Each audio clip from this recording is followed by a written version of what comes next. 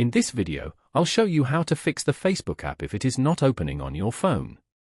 This problem can happen because of temporary glitches, outdated apps, or stored cache.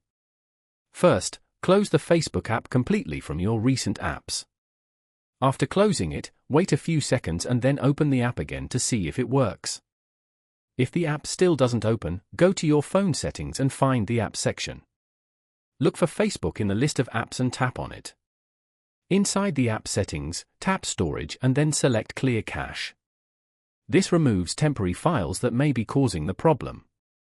After clearing the cache, open the Facebook app again and check if it loads normally. Another important step is to make sure the app is updated. Open the App Store on your phone, search for Facebook, and tap Update if an update is available. Updates often fix bugs that can stop the app from working properly. If the problem continues, you can uninstall the Facebook app from your phone and then install it again from the App Store. Reinstalling the app usually fixes most issues. If this video helped you, don't forget to like the video and subscribe to the channel for more helpful tech tutorials.